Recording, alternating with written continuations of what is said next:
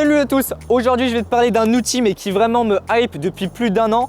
La première fois que je l'ai eu en main, je me suis dit non mais c'est pas possible, il faut que j'en achète un. Mais je l'avais pas fait parce que c'est vrai que c'est pas gratuit non plus.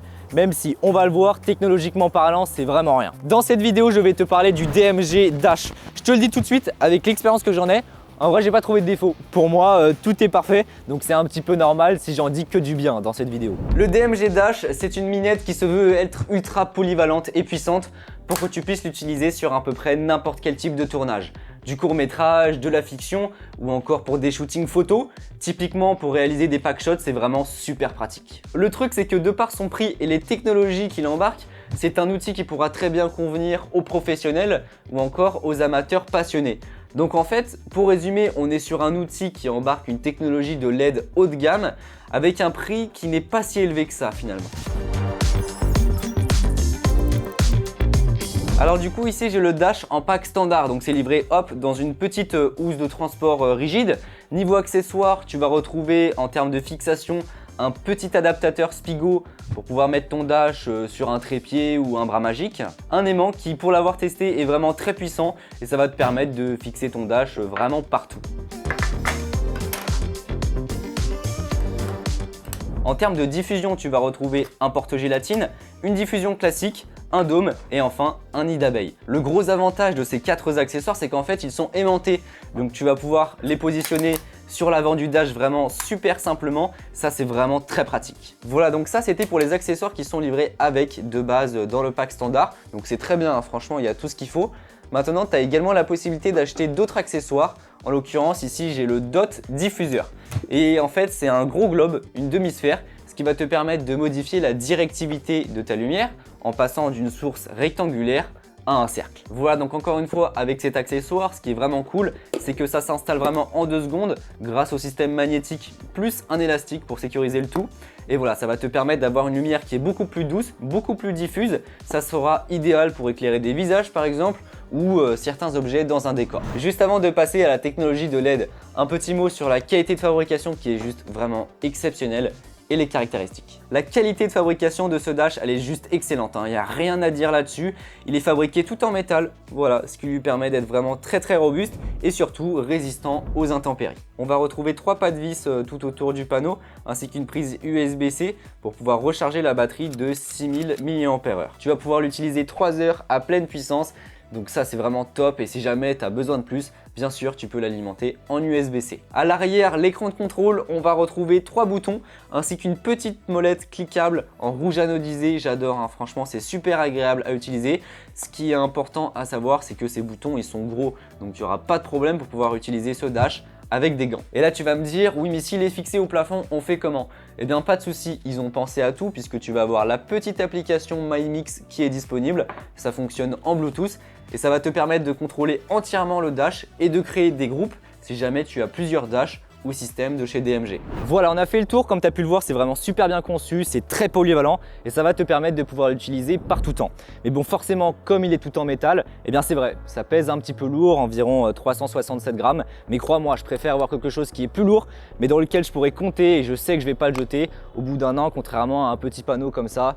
L'écran il a cassé il y a à peine un mois. Maintenant on va parler de la technologie de LED qui est embarquée dans ce Dash, puisque oui, encore une fois c'est pas n'importe quoi.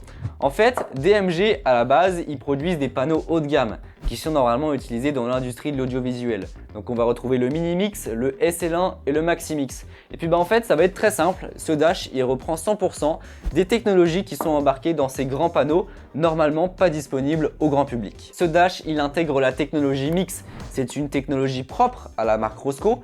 Et en fait il s'agit d'un mélange de 6 LED de couleurs rouge, bleu, vert, lime, blanc et ambre. Là où sur la plupart des panneaux classiques, on va retrouver seulement 5 LED. Et là tu vas me dire, ok, on a une LED de plus, mais c'est pas une LED qui va changer beaucoup de choses, non? Eh bien, en fait si, justement, ça apporte vraiment beaucoup. Le problème avec ces petits panneaux LED classiques, qui sont seulement composés de 5 LED, c'est qu'en fait, on va avoir du mal à composer l'ensemble du spectre lumineux. Avec ce Dash, on va avoir une sélection bien plus précise dans le spectre lumineux, notamment dans les blancs, chaud, froid. Et oui, puisque ici, on va pouvoir descendre au minimum à 1700 et monter jusqu'à 10 000 Kelvin, tout en gardant une assez bonne fiabilité dans les teintes. Je vais te donner un exemple vraiment très concret et très flagrant, hein. Si je choisis une couleur dans mon cercle colorimétrique au hasard, par exemple du orange aux alentours des 60 degrés.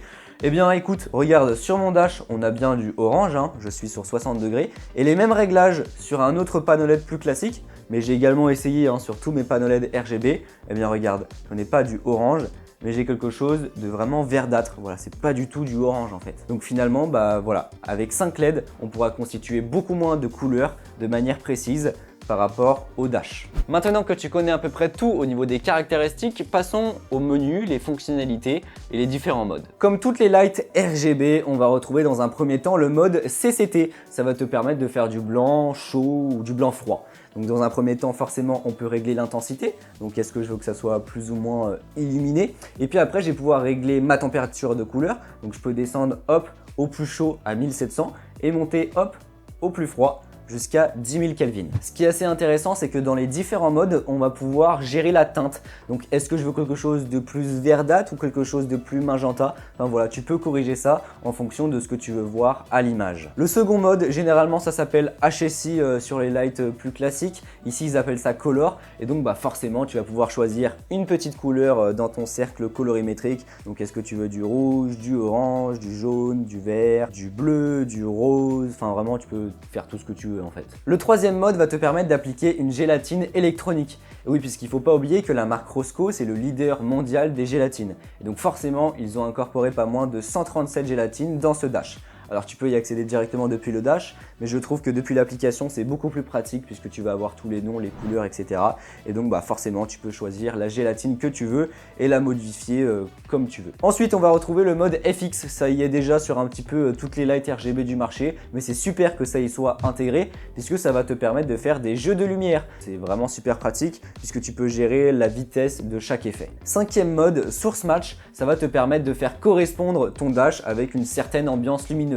Donc tu vas avoir tout ce qui est fond vert et fond bleu pour pouvoir amplifier ton fond vert ou fond bleu et de faire en sorte que ton sujet se détache le plus. Ensuite tu vas pouvoir faire correspondre ton dash sur différentes ampoules au tungstène mais également réflexion de la lune. Voilà, c'est déjà pas mal, il y a vraiment tout ce qu'il faut, toutes les fonctionnalités fonctionnent et sont utiles. Ils n'ont pas voulu en faire des caisses à balancer plein de fonctionnalités comme ça qui servent à rien. Non, vraiment tout fonctionne sur ce panneau. Contrairement à d'autres panneaux où oui, on a des fonctionnalités, mais en vrai, ça marche pas vraiment. Au final, tu pourras retrouver ce DMG Dash aux alentours des 280 € TTC. Il faudra compter 50 € de plus pour avoir le DMG Dot, tu sais, c'est le petit diffuseur, et 1400 € pour avoir le pack Quad avec 4 dashs, plus une fixation qui va te permettre de fixer les 4 ensemble. Alors tout ça peut paraître cher, c'est vrai, quand on compare un dash à 300 € avec une aperture MC-RGB qui est aux alentours des 100 €, ça fait réfléchir et c'est pour ça que j'ai hésité. Mais crois-moi, si tu as le budget, fonce sur le dash, c'est beaucoup plus avantageux. Déjà, tu vas avoir une technologie de LED qui est même pas comparable, elle est de bien meilleure qualité et surtout, normalement, ça coûte beaucoup plus cher, c'est pas accessible au grand public. La qualité de fabrication qui, encore une fois, est juste exceptionnelle. D'un côté, on a quelque chose de vraiment hyper costaud, résistant aux intempéries. Si on compare à une aperture, par exemple, ou d'autres petits panneaux LED de ce style, eh bien, en fait, c'est totalement l'opposé. Enfin, la batterie. Alors, c'est vrai que sur le dash, déjà d'origine, on a une très bonne autonomie, une grosse batterie, enfin, franchement, c'est nickel. Mais quand elle arrive en fin de vie, on fait comment?